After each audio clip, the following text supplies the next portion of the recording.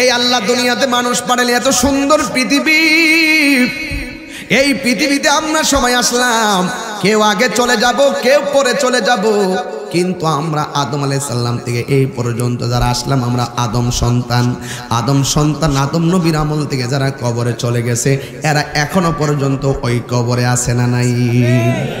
আর এখন পর্যন্ত আজকে যদি কেউ মারা যান 1400 বছর পর যদি আসে, আপনার কথা মানুষে ভুলে যাবে, আপনার কবরটার কথা ভুলে যাবে, কত পরিবর্তন হবে, কেউ আপনার খবর নিবে না। কেমনে থাকবে অন্ধকার কবরে?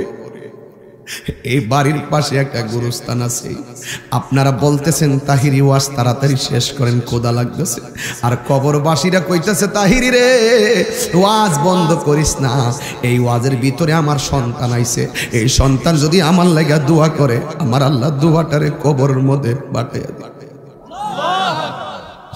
আমার তো বাড়ি আছে, আমরা বাড়িতে চলে যাবো। এত মায়ার পৃথিবীর কেন ঠিকানা দিছি বুঝার জন্য। আমার ঘরে আমি যাবো, আপনার ঘরে আপনি যাবেন, সবার একটা ঘর, ওই ঘরেরটা হলো মাটির ঘর, ওই মাটির ঘরের মধ্যে কেউ যাইব না রে আমার সঙ্গে। তো তোর পিছে পিছে ঘুরছে সমন, পিছে পিছে ঘুরছে সমন, কোন দিন জানি তোর হবে সমন জারি। দেখ না মন ঝাঁক মারিয়ে দুনিয়াদারি, এই ভাই বেরাদার আপনজনা।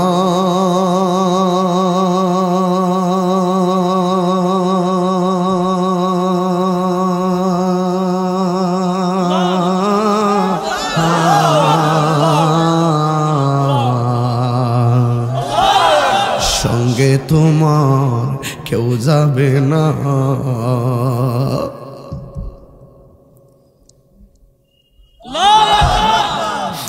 এই মানুষটি বড় এতিম,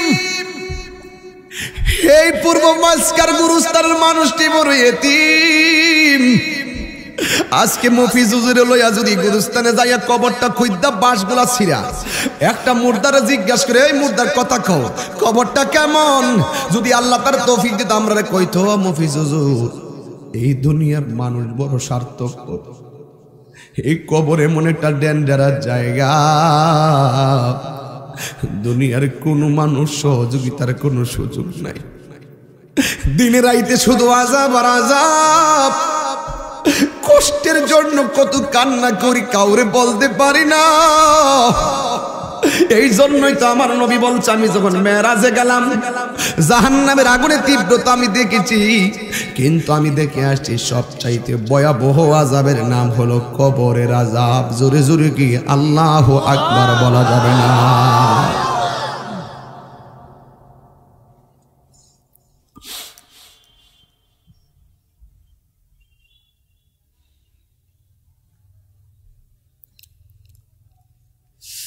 আমার যুবক ভাইয়েরা, এই জন্যই তো নবীর একজন সাহাবী যার নাম হলো উসমান যুন নূরাইন রাদিয়াল্লাহু তাআলা আনহু, সব সময় মনটা আনন্দ থাকতো, গুরুস্থানে গেলে চোখের পানি ফালায়া কাঁদতো।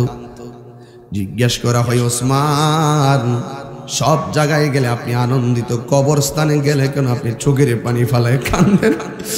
উসমান যুন নূরাইন জান্নাতের টিকিট পাওয়া ব্যক্তিরা কি কয় শুনেন, ডাক দিয়া বলে আমার নবী আপনার নবী রাহমাতুল লিল আলামিন বলেছেন এই দুনিয়াতে এই পৃথিবীতে যাওয়ার পরে আখিরাতের প্রথম মঞ্জিলের নাম হলো কবর। এই কবর যার ভালো হইয়া যায় হাসরের ময়দান ভালো হয়ে যায়। ভাই বেরাদার আপন জনা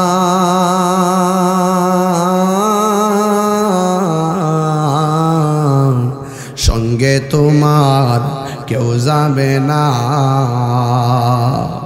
ভাই বেরাদার আপন জনা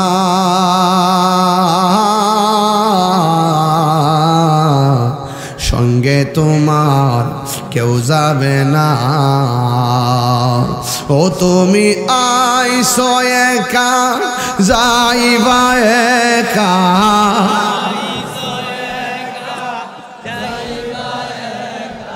সঙ্গে তোমার কেউ যাবে না,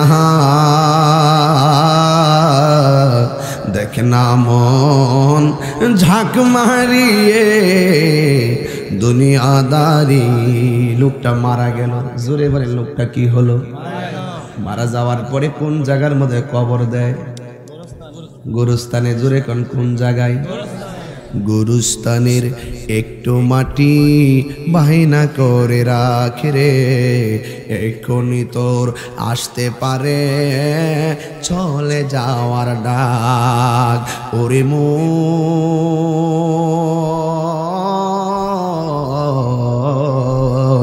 গুরুস্থানের একটু মাটি বায়না করে রাখে রে, এখনই তোর আসতে পারে চলে যাওয়ার ডাক। কাঁদিস না মন শিশুর মতো, এমনই তো হয়। এই তো জীবন অন্যের দেয়া, তোর তো জীবন নয় রে, তোর তো জীবন নয়।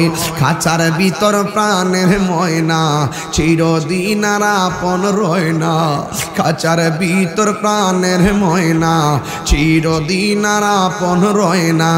হঠাৎ করে পালিয়ে যাবে একটু পেলে ফাঁকে রে, গুরুস্থানের একটু মাটি বায়না করে রাখে রে, এক্ষুনি তোর আসতে পারে চলে যাওয়ার ডাক। কথা কোন ঠিক না?